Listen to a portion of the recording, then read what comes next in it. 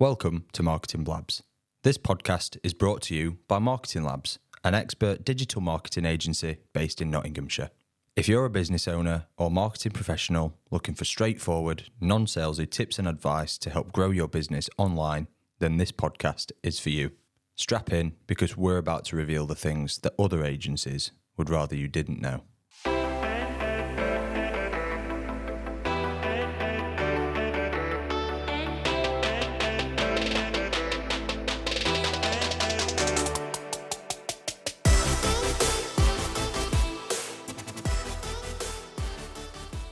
Hello, and welcome to another episode of the Marketing Blabs podcast.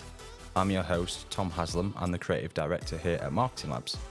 Did you know that a staggering 93% of online experiences begin with a search engine? That's why it's crucial to get your SEO strategy right.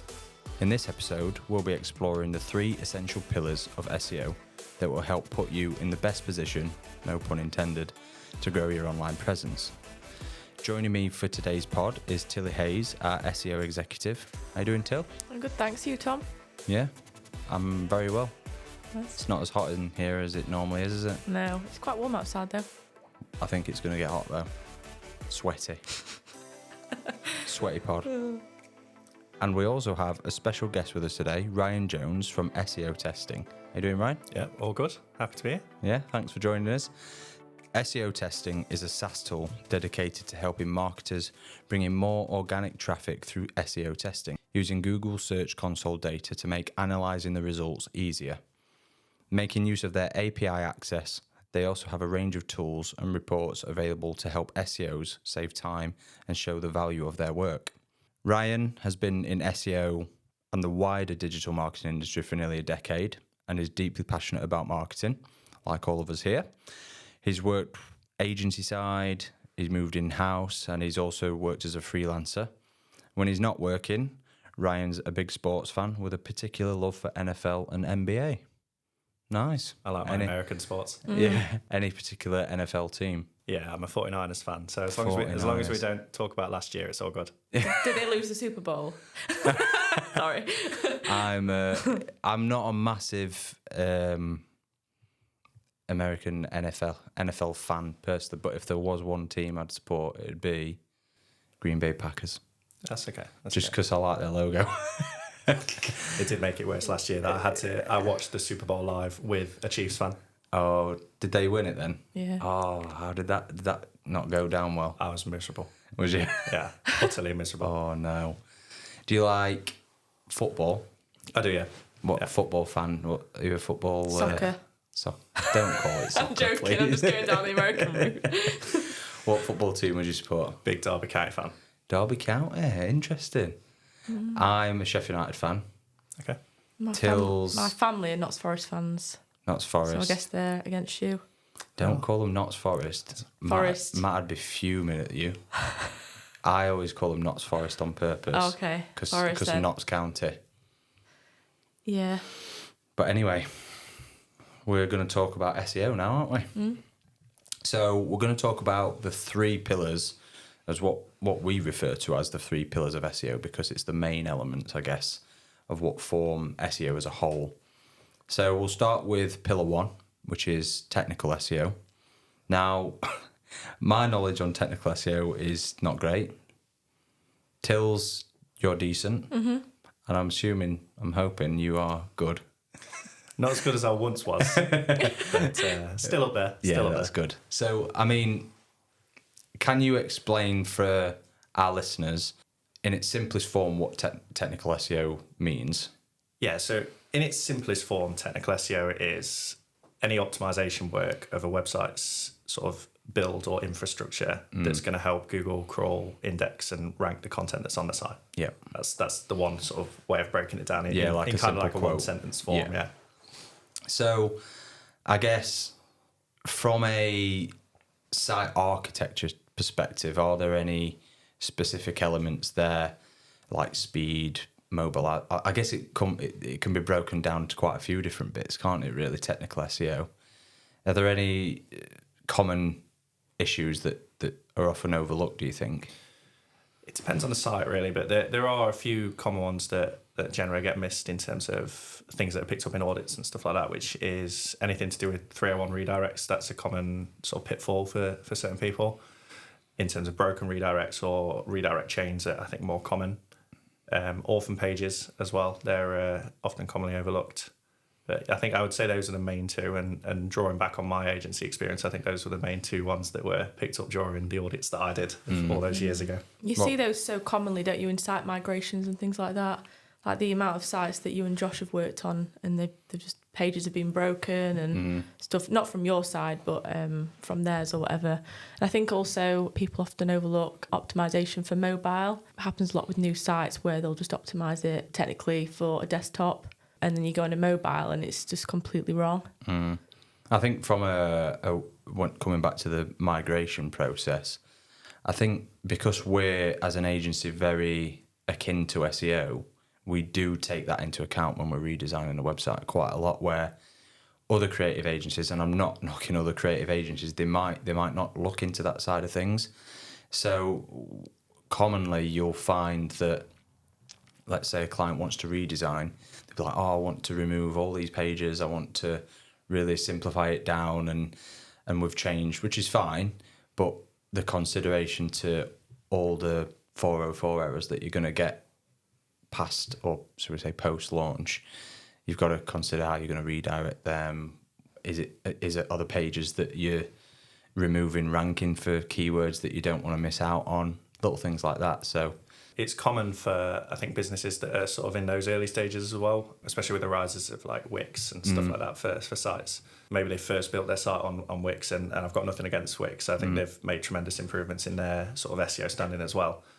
But I think when they sort of take those first sites and then potentially start working with an agency or a consultant to move on to something like WordPress or a bigger CMS, I think that's when sometimes issues can arrive as it's all been done sort of by themselves firsthand, and then they've kind of got to go through and pick up these different issues that have sort of piled on top of each other over the years. Yeah, I think sometimes as well clients create pages, and unknowingly some of those pages rank for specific keywords, and they might not even know that without looking at it before they've changed their website. And I think that's quite a common one. It's quite interesting because they might not have, let's hope they will have paid a professional copywriter with some SEO knowledge to write the content in the first place, but sometimes without even knowing they've got pages that rank quite well, and then when they come round to it, it's like, oh, we've lost all our rankings, and they've not considered that process. Yeah, or writing content that ends up duplicating with other content that's already ranking. Do you see that quite a lot? I've seen that quite a few times, especially back in my agency days. We had certain clients that would come on and start writing their own content, which is all well and good. I encourage that, because no one's going to be as much of an expert in your industry as you are and that kind of thing. Yeah. But without having a detailed view of what's on the site already, what's already ranking, they'll think of problems that their customers have, start writing solution pages for that, and then all of a sudden you're creating duplicate content issues, and Google doesn't know which one to rank. Yeah. I saw one actually earlier, me and Josh were looking at, and they've got location pages, and it's set up as a templated page, and there's 10 different location pages that all use the same content, and the only words that change on there is the location, and that's a big problem, isn't it?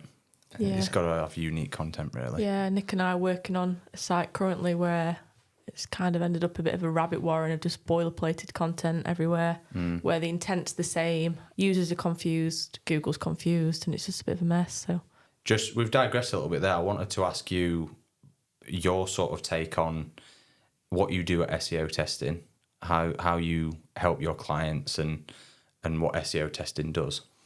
Yeah, so SEO testing at its core is a testing tool, and it kind of draws back to when we think of what SEO is. We've kind of been doing SEO testing since SEO became a thing, in the sense that we'd see something that was wrong, whether it was a page that wasn't ranking or not ranking where you wanted it to rank, making changes to that page, and then monitoring something else to see whether that's been a sort of improvement or a decline. And you could be monitoring rankings, traffic, a combination of everything.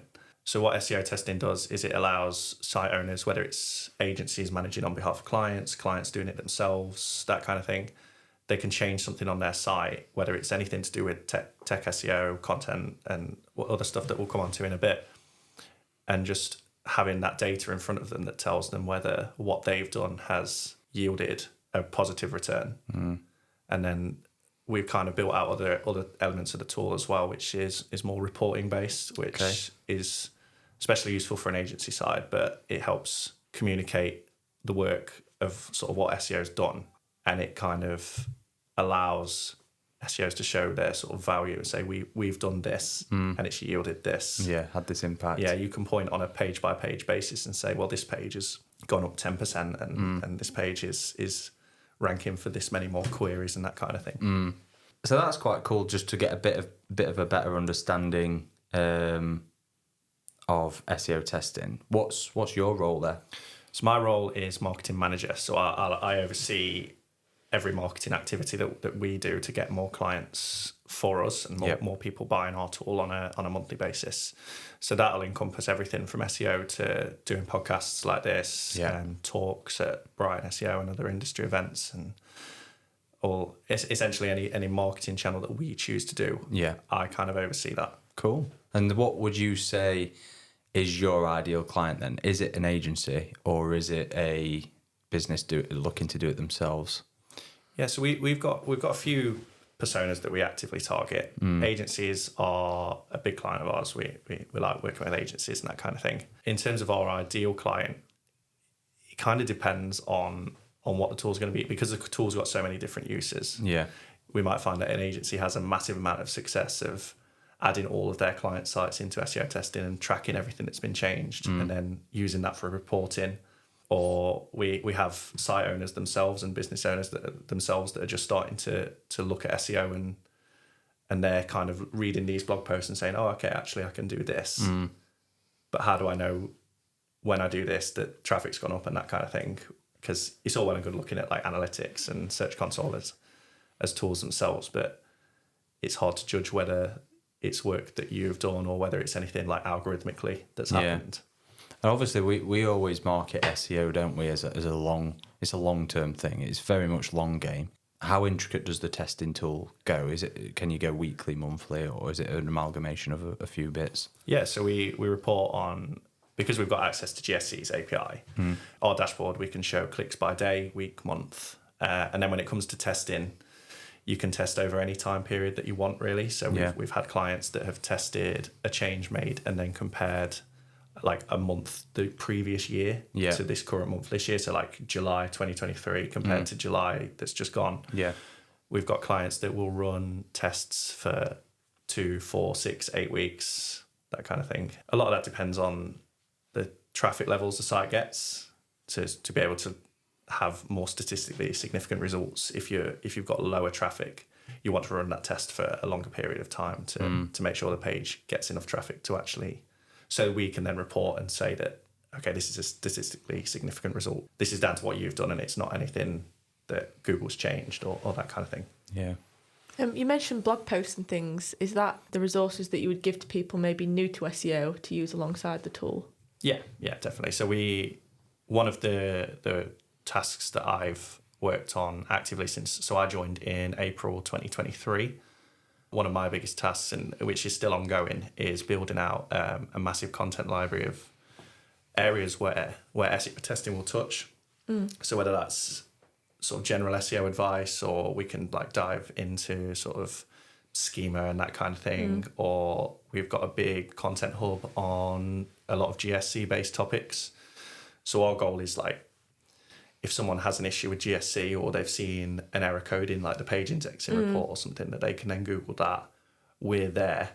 We'll then tell them what's happened, tell them how to fix it. And then just at the end, we'll tell them that actually you might be able to make your use of GSC a bit more efficient by using SEO testing. But we'll only put that bit at the end. We really actively try and solve the problem that people are having first. And one of our core values is to give our knowledge away for free, basically. Yeah. I think that's quite important in business, to be fair, because you've got to build the trust there, haven't you, first? Yeah, absolutely. And the blog essentially is there to either answer a specific question or try and help solve a problem. We've done quite a few like shorts and podcasts about actually like not massively negative to sell, but directly selling on a blog where you see people plugging every single product that they've got or service that they're doing. I think it's good if you do it subtly, but sometimes people just don't get that kind of message where you're just trying to help educate them. Yeah, we try and stay away from throwing CTAs in like every paragraph like you see some people do. But yeah, if it makes sense for us, we'll throw something in about SEO testing there. If we're talking about exporting data, then we might put a little thing in that says, if you've got this amount of traffic, like it could take a few hours to do this specific task, but we have a tool that allows you to do it within 10 minutes. But that's kind of as far as we go. Yeah. Our main goal with the blog is always to solve the problems first and foremost. And then if they choose to have a trial of SEO testing after, then that's great. But as long as we're solving the problem, we're happy. No, that's good. Nice. I want to talk about site speed and mobile optimization a little bit because it's quite a big topic, talking topic for our clients in terms of helping educate them. So how would you say that site speed and optimization can impact search rankings? Are there anything there from SEO testing perspective where you can regularly check those things? Yeah, maybe not necessarily from a testing perspective. You can obviously make changes to your site if things have been picked up by like Google page speed insights and that kind of thing, and then you make changes for that. Or you've picked up something in, because I know you're with Screaming Frog, you can connect Google Lighthouse API to that and get some good site speed insights. So from a purely testing point of view, you can obviously make changes with the goal of improving site speed or becoming more mobile optimized, and then track to see whether that's improving traffic or rankings and that kind of thing. But yeah, from an overall perspective, they're both really important with user experience and that kind of thing. So with like mobile optimization, Google's moved now to purely using the mobile site or the mobile version of sites for indexing. Yeah. So having a site that's usable on mobile is absolutely crucial. Yeah. And then site speed, with it being a direct ranking factor as well, we don't necessarily know how much Google weights, and the likelihood is that they'll weight it differently for different topics and that kind of thing and different businesses. But overall, we know it's a ranking factor because Google have said that it's a ranking factor. And then combining both, when you have a mobile optimized site that's really fast and easy to use, that's going to help from a user experience point of view as well, which is the main thing. No, absolutely. I don't know how many sites we see till where the site just isn't mobile optimized. Yeah, or they've just got the content right at the top all the way down to the fold, and it's just like you need to show some products, on the screen at least, rather than just a massive block of content. And and often you'll find little things when you're not necessarily looking for it. I mean, we went through a migration recently. We had like a custom built site which wasn't best for it, made publishing content a long and difficult task for us, which with me, one of my main roles is to publish content. Yeah. So naturally having a website that's hard to publish content was not good for us. So we went through this massive migration. We've migrated to WordPress now. Yeah. And we found that during the migration that our embedded YouTube videos hadn't been copied over.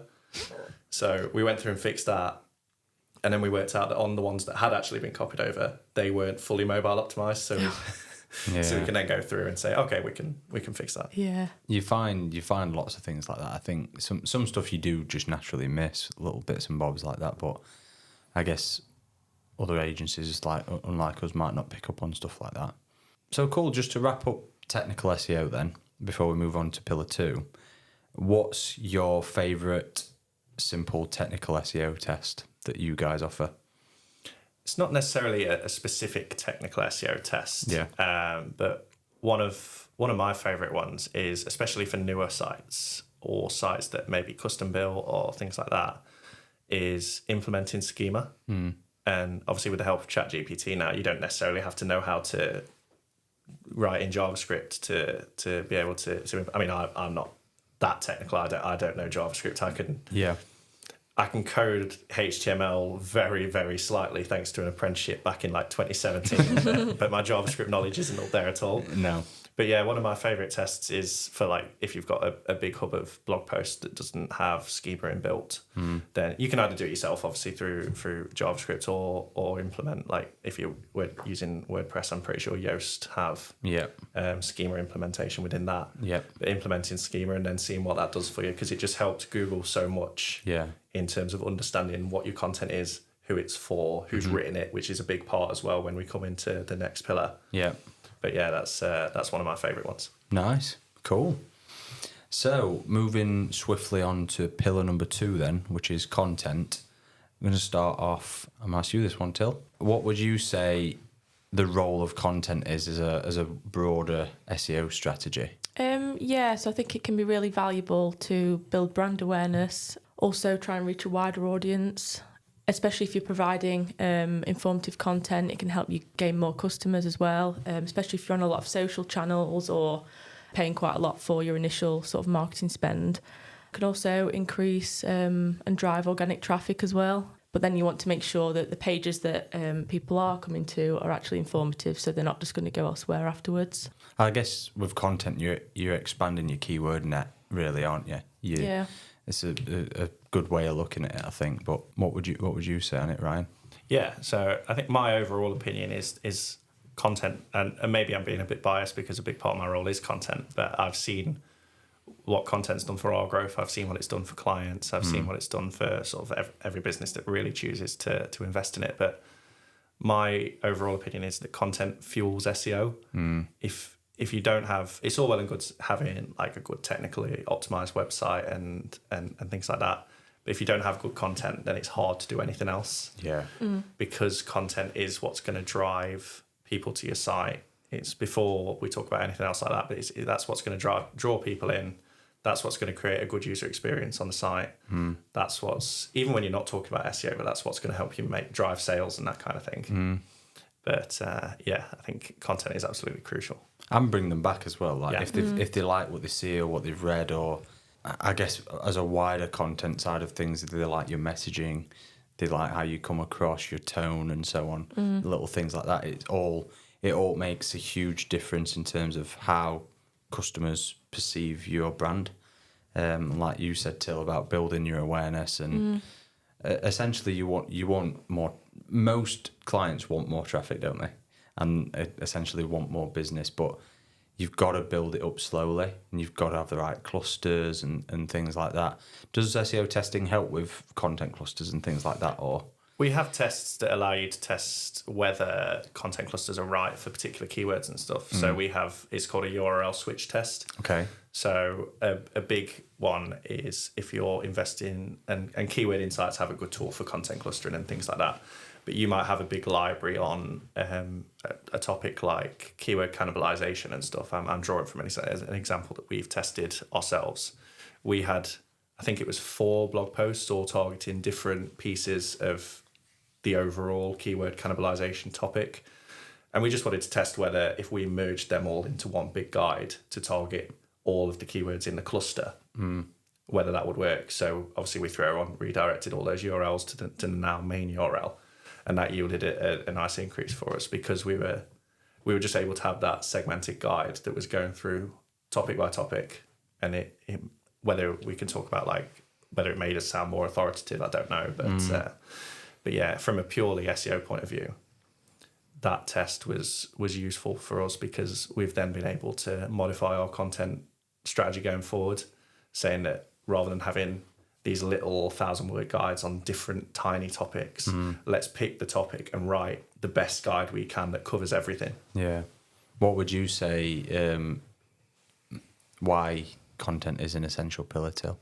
As I mentioned before, I think trust is a massive one. I think knowing your audience first and foremost kind of feeds into how you create that content as well. So you want to be able to answer specific queries that they might have. And obviously that can help increase conversions and people are likely to come back to you as well. I would definitely agree with what you said, Ryan, about it feeding into SEO. And technical SEO can't really exist on its own. If you've got no content on the site at all, it's not going to answer those user queries. Or if you've got outdated content, again, Google won't like that and users won't either. But also if you've got bad content, whether it's like keyword stuffed or anything like that, that's not going to do any favours either. So it's got to be right and well optimised. I've had many arguments on Twitter as to whether content or technical is more important. And my overall opinion is that you need to obviously have both. Yeah. But I do say content from a maybe biased point of view, but I do say content is ever so slightly more important. I know people have the argument of, oh, if Google can't see it, then they can't rank it, they can't index it, that kind of thing. Sorry, go on. which is why I say that it's crucial to have both, obviously. Yeah. But I think if we had Matt on this pod, hi Matt, if you're listening, he would 100% probably say what you just said. Like, if you can't index it, then Google can't crawl it, and then it's not going to get found in the first place. But I think the whole point of this pod is that there are three crucial pillars to SEO as a whole. Like, it's not really one standalone topic, is it, SEO? There's lots of little bits and bobs that control that journey, as it were. And these are our three, really: content, technical, and links. So I think I think that's been quite useful from a content perspective. What would you say makes high quality SEO friendly content, though? Because obviously you've got to educate people, like what you say, but it's got to be optimized as well, in my opinion. Yeah, absolutely. In terms of what makes, or at least from my side, content SEO focused, is having it first and foremost centered on the right topic. Yeah. And you'll be able to understand what that topic is when you do your keyword research and that kind of thing. But having the topic having the content that's topic focused, making it relevant, showing your authority. And this is a big one when people have like guest writers come in and things like that, when they really start investing in content, making sure you've got the right expert writing about the right things. Saying right a lot in that one sentence, but it is all true. Making it readable, well structured. So having only one like the really basic things, having only one H1 on the page. Yep. You don't want like H4s to be taking the place of H2s and all that kind of thing. So making sure your headings are right, making sure everything's nice and internally linked. Yeah. And I had a conversation with someone recently about whether you should just internally link within the same topic or whether you can branch out to other areas of the site. And I always say that it's always best to internally link to anything that's relevant. Yeah. So if you're writing a guide, for instance, on like schema markup, and then you talk about site speed, it's always handy to link to your guide on site speed if you have one. Absolutely. Or an external guide and that kind of thing, because external links help drive authority as well, because it shows that the content's well researched. Yeah, absolutely. I think just to touch on it as well is obviously Google having to understand the authority of the page as well. So one thing that we really sort of ram home with our clients when it comes down to like a blog template page is that it's good to show who wrote the blog, maybe a picture to help build a bit of trust, a link to the author page, maybe a little small bio, just so that they can understand that it's not just a bot that's written the content when it was published or when it was updated. Just little bits and bobs like that, like you say, helps not just people but also Google understand the content as well. I know obviously there's a few with ours that we sometimes attribute specific blogs, like you say, to the right person. So if I write one on colours, yeah, there's loads that I've written on colours, to be fair. If there's like all the creative ones, I'm best placed to write them, so it's good to link to me. And SEO, you, Tills, and or Nick or Matt or anyone in the team could write about SEO, to be fair, apart from me, because I don't like it that much. I'd rather talk about colours. I think those bios and stuff like you've just talked about become more important when you start venturing into your money, your life as well. I think that's crucial to mention. Yeah. So if you're writing about anything medical, you've got to make sure it's been peer reviewed by someone who's actually qualified to do it and that kind of thing. Or if you're talking about investing, then having, even if they don't write it, at least that making sure it's been peer reviewed by someone who knows how to invest in that kind of thing, or has the right qualifications if it's something medical and that kind of thing. Anything that's going to affect obviously your money or your life needs to be absolutely on point, and you can't just, that's one that you can't necessarily just send to your content team. No, that's one that you need to make sure that if you're the expert in the case, then you need to at least cast your eye over it, and that needs to be written on the site as well, that this piece was peer reviewed by this person. here's a link to their profile that shows all their qualifications and why they're the expert in the topic. It all comes back to that trust element as well. Obviously, it's been expertly written by someone who fully understands it, and it's going to help the customer or the reader have trust in it, that it's going to do them well. Yeah, like you absolutely. say. So, content-specific tests for SEO testing, then what have you got on that side of things? Yeah, there's a lot of tests that we can have that are to do with content. So we have single-page SEO tests, which would be useful if you're, especially as you're an agency, you've probably done a lot of content refreshes over the course of with different clients. So a single-page test is useful for that because you can put in the date that the content update went live. You can put in a description, like say we changed this, and this. Yep.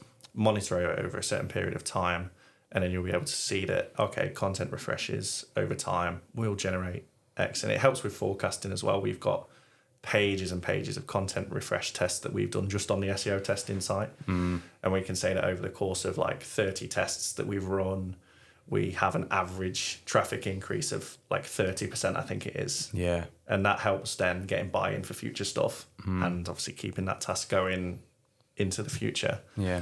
And then if we're talking about, maybe less technical, but more if you're just changing the sort of structure of a blog post, where you might have just written one long guide and you might be changing.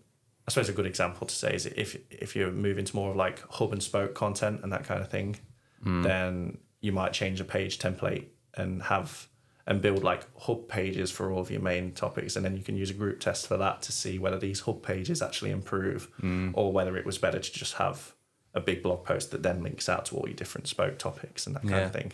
Quite interesting. Yeah, there's a lot of different tests for content. I think a lot of our clients use SEO testing for content-based tests.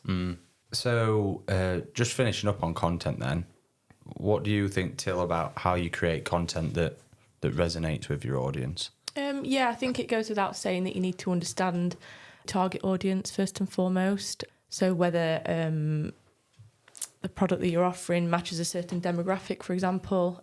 So let's say you've got a younger audience, you want to decide how you want to market to that younger audience. So things like TikTok or Instagram maybe that might not be as applicable to an older demographic, for example. And then once you've put out that content, you can ask for feedback and things like that. It can really feed into your strategy going forward. Nice. I know you also do a lot with content on socials to target different demographics, don't you? Yeah, well, that's more paid advertising side of things. Yeah. But the content does fall in, the creative content falls into it in terms of you've got to understand what the messaging is. It's marketing as a whole. Yeah. What is the message? Yeah. Who's your target audience and how you're going to get it to them? Tone as well is important, isn't it? Absolutely, yeah. So I think it's all encompassed in a digital marketing sphere, or if you want to call it that. But I think, like we said, all these elements that come into SEO, the first two, technical and content, is quite important. Yeah, absolutely. So moving on to pillar number 3 then, we're going to talk about links. I've labelled it link building, but you can link build internally and externally. I guess a big focus here is that all of that is important. So like you mentioned earlier about the relevancy of a specific keyword that could link to another blog post or a page, but also the importance of backlinks and how they sort of help Google understand the relevancy of a website and what it talks about. So what would you say are the most effective link building strategies? That's it can be a difficult question to answer because link building, in my experience, has got harder and harder as time's gone on. I remember when I first started, which was back in 2015, it was kind of easy. All you had to do was write a good piece of content and then email people, and then generally they would say, "Oh yeah, okay, yeah, we can, we'll link out to that, no problem." Yeah. And then, even if you're reaching out to the right people now, they'll come back and they'll just say, "No, I'm not interested," or they'll want thousands of dollars and things like that. I guess it all comes down to how authoritative their domain is as well.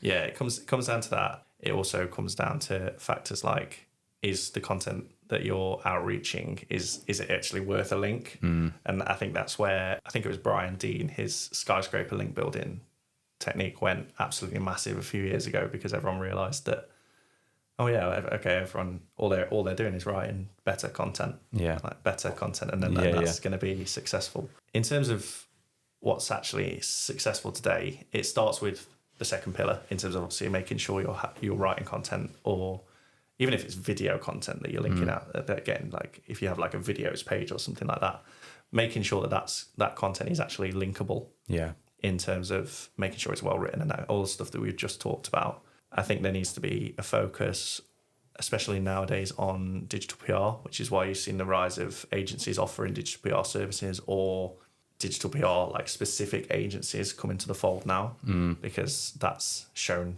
to work at the minute. And another strategy that I really like is creating like your own studies and data-driven content and that kind of thing. So like if we were using us, for example, we'd maybe conduct a survey of like 1,000 marketers on different topics, and then we can put nice graphs in the content and say, well, 60% of marketers agree with this, and 40% of marketers have trouble with this specific thing, and that kind of thing. And that's really useful for them reaching out to these industry specific websites and stuff and say, well, we have data on this that we can show you now. Yeah. And that's first party data as well, which is always crucial.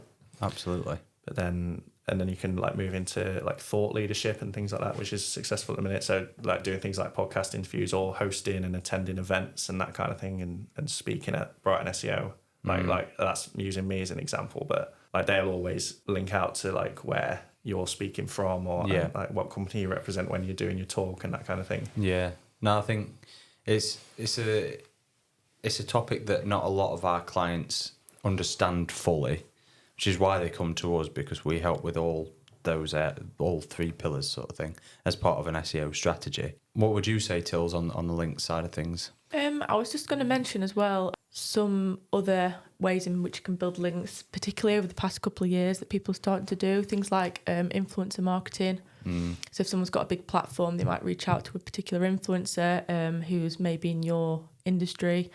And if they're sharing your content, other people who follow them be more likely to share it as well. Also competitions and giveaways as well. There's always like a catch, isn't there, as part of the competition, like or share this. Yeah. And it helps to grow your audience that way. And they can potentially also be linking back to your site as well. Mentioned digital PR, I agree with you on that in terms of how big that's becoming now. Building audiences through people is quite important as well, I think, now. The rise of personal branding and things like that, like you said, thought leadership. But in terms of, like you said, getting high quality backlinks from really good sources, it can be hard. It can be a big slog, but you've got to have a strategy in place for it. It's the heart of everything. Yeah. What would you say? Obviously, I'm sure you've probably had lots of experience of low quality backlinks and people buying spammy links from really terrible websites just because they think it's the right thing to do. What would you say is a big impact on that from an SEO perspective? Yeah, I think from that perspective, you can talk about the two different sort of types of penalties that you could potentially get from that in terms of algorithmic penalties or manual actions as well. And I have actually dealt with a site previously that's had a manual action put on it. Really? Yeah, and the fix for that really was to obviously you had to go through and disavow all of the bad links, but because a lot of business was actually lost from that, the fix that had to be put in place was we had to create almost like a mirrored site, but under a totally new business name and everything. Really? And essentially rebuild a site from scratch to replace that lost business. So yeah, manual actions and algorithmic penalties can be brutal, but I think especially if you're into the thousands of disavows.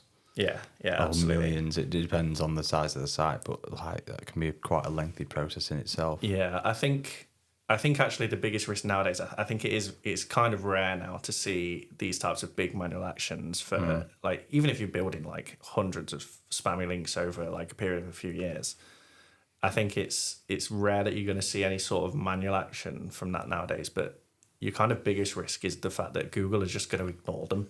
Yeah. Google's smart enough now to understand what links are good and what links are bad. And when it identifies a bad link, and I don't know whether this has been confirmed by John Mueller and the search liaison, but I think Google are smart enough now to just ignore them. Yeah. And in that instance, your biggest risk is the wasted time and budget that's gone into all of that outreach and all of that that time that you spent building those spammy links. Yeah. Even if it wasn't a lot of time, it might be a lot of money if you bought a lot of spammy links and that kind of thing. And to have Google just ignore them and treat them as if they weren't there. Yeah. I bet that could have been I bet that was a tricky process. Yeah, it was. Dealing with the manual actions. Have you ever had to do anything with that, Till? No. I think it used to be more the case that you kind of had to do a disavow audit, didn't it? But like Ryan just said, it's become smarter now where you don't have to keep doing that. Yeah, I think the use for the disavow file has become almost nil. I see a lot of stuff on LinkedIn now about how you should do a backlink audit and then you should disavow all of it. It's just a waste of time. Yeah, I used to do it a little bit in my last job, or got told to do it a little bit in my last job. But yeah. We did a link audit quite recently for a client, didn't we? And understanding, to help them understand which are good, which are bad, and what sort of process they need to take to improve it longer term. Yeah, and link audits can be useful because they can help you identify cases where you might have a backlink from a particular site and you might see that it's linking to a page on your site that's not necessarily the best fit. Yeah. And in that case, you can 301 redirect that link if it's not a useful link on your site, if it's not generating business and traffic and that kind of thing. Yeah. I've seen examples of that before where people have had like old guides that have been linked to, but the guide's kind of obsolete now. So an easy option is just to either update that guide or link it to something else. Yeah, that's an interesting one. Would that be the case for older blogs in general? So if you've got a link that's pointing to a blog from 2021, for example? Yeah, it can be. Yeah, I've certainly seen use cases of that where people have had. I suppose a common example is like trends posts. So like top X trends to watch in 2019. Yeah, that has generated like hundreds of links over time, and people have then rewritten the guide in and said top X trends for 2024, and then they've redirected the 2019 post to the New Year's post, and immediately then, like, I don't think all of the link equity is passed over with a redirect, but I certainly think some of it is. Yeah, I think Matt would probably explain about the equity passed between links a lot better than I could. But we've talked about it a lot in terms of how it's passed, especially from a backlink perspective, from an external authoritative source to your website, to a relevant page. You've got to get it to the most relevant page, like you say, because that's how the authority is passed through the link and helps Google understand it. But how can businesses better understand the process to try and get good quality links from authoritative sources? Because we couldn't go directly to Apple and say, can I have a link to this? But it's trying to get the fairly meaty ones. Are there any tips you can give on that and getting decent links? Yeah, I mean, using SEO testing as an example, I think one of my biggest things is trying to build personal relationships. Yeah. And I think because I believe relevancy trumps necessarily authority, I think it's all well and good having like a big link from Apple and stuff. And I'm sure that if we had a link from Apple for the SEO testing site, we'd probably be quite thrilled. Yeah. But I think I'd rather have a link from Ahrefs, for example, because that's a massively authoritative website, but it's also really relevant to what we do. Absolutely. And I think when you're trying to build those kind of links, I think personal relationships have a massive impact. So some of the best links that I've been able to build have come from me meeting someone at a conference or recording a podcast with someone and then keeping that conversation going over time. A good example is we've got a couple of links from Wix, who are now a massively authoritative SEO resource. Yeah. And all of that stemmed from me having a personal relationship with George, their content editor. Yeah. And then him coming to me and saying, we actually have this blog post in the pipeline and we think you're a good expert. Would you be able to write a post on it? And me saying, oh yeah, absolutely. Oh, that's interesting. I think that we need to look more into guest posting for ourselves.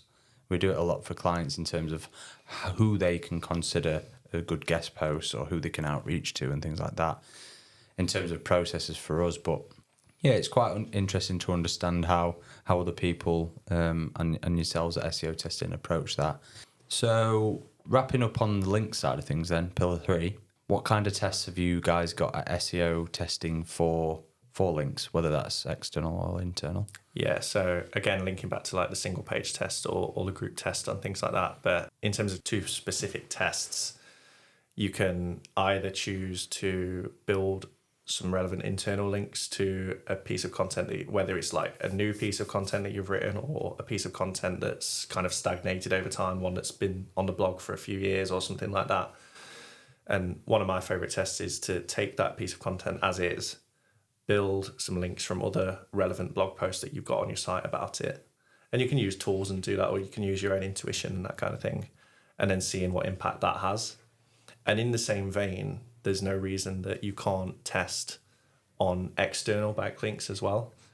Is you can take a page that, let's say, was published in sort of May of this year and has had no, apart from like the kind of backlinks that you get organically, especially if you're kind of like a bigger company, you're always going to have posts that get backlinks just organically.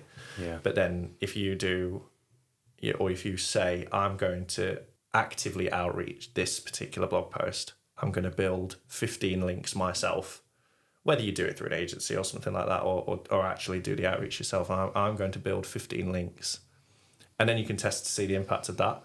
So you can say that over this period of time, we were slowly increasing the number of backlinks to this page. Yeah. And then we can see that it's yielded this impact. Interesting. Nice. Some pretty useful tools there, to be fair. Enjoyed that, guys. You enjoy it, Till? Yeah. Enjoy it, Ryan? Yeah, great fun. Nice. So that's all we're going to have time for today, but thank you two for coming on. Thanks to Ryan and Tilly for sharing their expertise on the 3 pillars of SEO. Remember, a strong online presence starts with a solid technical foundation, high quality content, and effective link building strategies. It's all encompassed into one SEO journey. Tune in next time for more insights and advice on digital marketing and creative topics. Don't forget to subscribe to Marketing Blabs and follow us on social media for the latest updates. Until next time, enjoy.